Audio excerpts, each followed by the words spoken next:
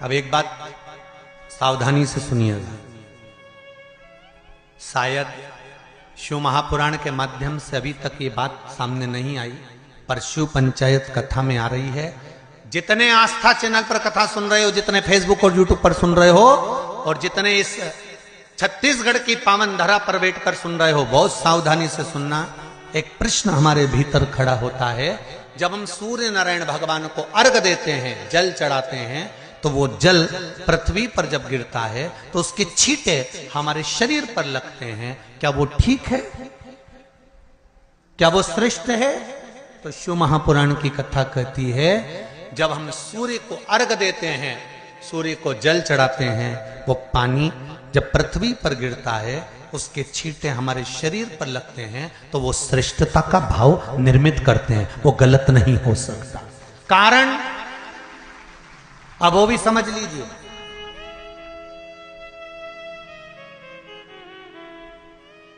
अब सूर्य नारायण भगवान को आप जल चढ़ा रहे हो तो छींटे नहीं लगे, उसके लिए क्या स्टूल पे चढ़ के चढ़ाओगे कि कुर्सी पे चढ़ के चढ़ाओगे? अरे बोलो तो सही। अब कई लोगों के दिमाग में यह बात भरा गई कि हम भगवान को जल चढ़ाते हैं, वो हमारे शरीर में छींटे लगते हैं, जमीन पे से पानी गिरता है, वो हमारे शरीर को छींटे लगते हैं, भगवान को अच्छा नहीं लगता होगा। कौन ने कहा? पहले तो उसको पकड़ के ला।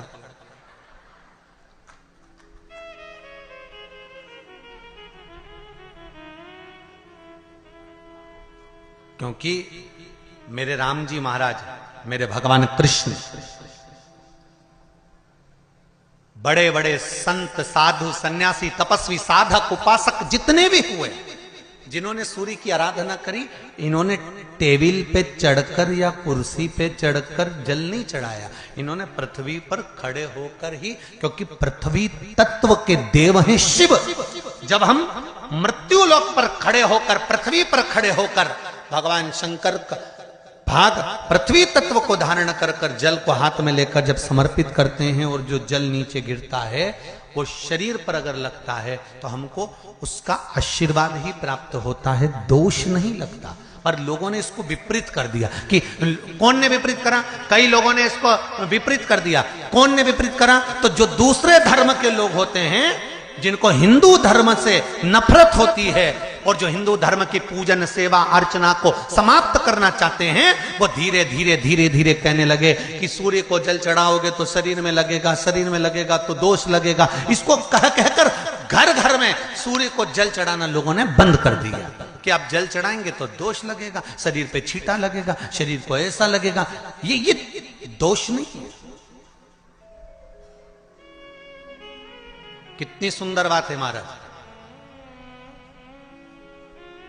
सूर्य नारायण भगवान को जब जल चढ़ाया जाता है, हाथ सिर से 8 इंच की दूरी पर होना चाहिए।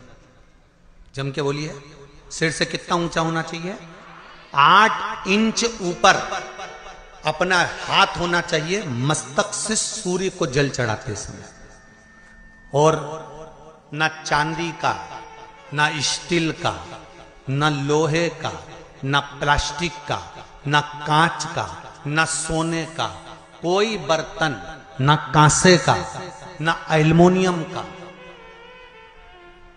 ना पीतल का, केवल एक पात्र होना चाहिए, वो है तांबे का। काय का पात्र होना चाहिए? तांबे का पात्र।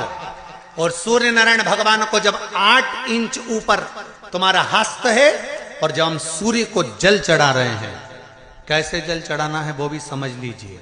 अगर कोई कैंसर का मरीज है, जिसके चेस्ट में कैंसर आ गया हो, लेफ्ट में, राइट में कहीं पर कैंसर आ गया हो, या कोई गठान आ गई हो, तो महाराज आप जल चढ़ाते समय उस जल की धार को सूर्य भगवान को जब चढ़ा रहे हो, तो धार आपकी गठान की ओर जाना चाहिए, जिससे सूर्य की किरण उस जल में से आपके उस स्थान पर पड़े, उस जगह पर पड़े जहां पर गठान है।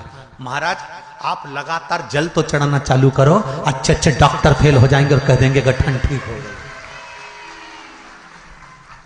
आपका लीवर और किडनी गड़बड़ कर रहा है, आप प्रतिदिन, आपका स्वास्थ्य गड़बड़ रहता है, आप प्रतिदिन ये ज्योतिष शास्त्र के अंतर्गत, रत्न शास्त्र के अंतर्गत ये रत्न शास्त्र, ज्योतिष शास्त्र, रंग शास्त्र जो हमारे यहाँ है, रंगों के हिसाब से ये जितने रत्न होते हैं, माणिक हुआ, मोती हुआ, नीलम हुआ, मूंगा हुआ, पुखराज हुआ, ये क्यों कहते हैं ये पीला है, ये सफेद है, ये नीला है, ये लाल है, इसको शरीर में क्यों पहनाते हैं? उसका कारण होता है कि जब शरीर में पहनते हैं, सूर्य की किरण उसमें पड़ती है, हमारे शरीर पर वो कलर का इफेक्ट पड़ता है, उस कलर को शरीर पर लगता है, और शरीर पर लगता है तो हमारा शरीर धीरे धीरे, हमारी जो इंद्रियां हैं वो सही होने लगती हैं, काम सही होने लगता है। तो आप कहते हो ना सब, मैं कौन सा नक पहनूं, मैं कौन सा मोती पहनूं, मैं कौन सा पुखराज पहनूं, मैं कौन सा नीलम पहनूं, वो ज्योतिष शास्त्र के अंतर्गत, रत्न शास्त्र के अंतर्गत जितने रत्न हम पहनते हैं, ये केवल उस किरण के लिए ही तो पहनते हैं कि जो सूर्य की किरण मिले, उस किरण का प्रभाव हमारे शरीर पर पड़े। तो इन सबसे अच्छा है कि सुबह शंकर भगवान का नाम लो, तांबा का लोटा में जल भरो, 8 इंच ऊपर सिर से हाथ होना चाहिए, और सूर्य नारायण भगवान का दर्शन साधारण नहीं, जो जल तुम चढ़ा रहे हो, वो जल की जो धार आ रही है उसमें सूर्य का दर्शन होना चाहिए, तो कैंसर की बीमारी कभी नहीं हो सकती। लीवर, किडनी, हार्ट, आपके हार्ट में अगर तकलीफ है, डॉक्टर ने कह दिया कि इसमें नस चोक है, आपको कहीं ना कहीं छल्ला डलेगा, आपको कह दिया इसमें कुछ ना कुछ प्रॉब्लम आ रही है, आप सूर्य को अर्घ देना चालू कर दो, सूर्य को जल चढ़ाना चालू कर दीजिए। आप सूर्य को जल चढ़ाओ, वो जल की जो तरंग आ रही है, वो जल जो निकल कर जा रहा है, उसकी जो किरण आपके हृदय पर, आपकी छाती पर पड़ रही है, नाड़ियों में पड़ रही है, नसों में पड़ रही है, उसका बल देखो तो शरीर 1 महीना लगातार चढ़ाओ तो 15 दिन 20 दिन कर तो देखो।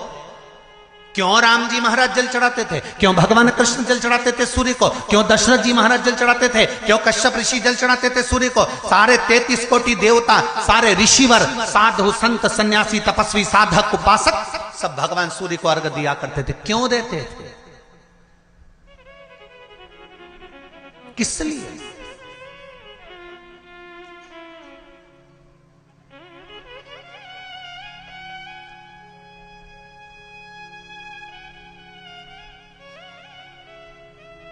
सूर्य नारायण भगवान को जल चढ़ाते समय आपके पंजों की एड़ी ऊंची नहीं होना चाहिए, ध्यान दीजिएगा।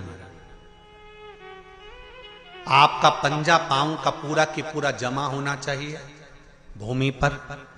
हाथ कितने इंच ऊपर? 8 इंच ऊपर होना चाहिए। जल जो गिरे, सूर्य की किरण, सूर्य का दर्शन उस जल की रोशनी में करना चाहिए। क्या होगा उससे?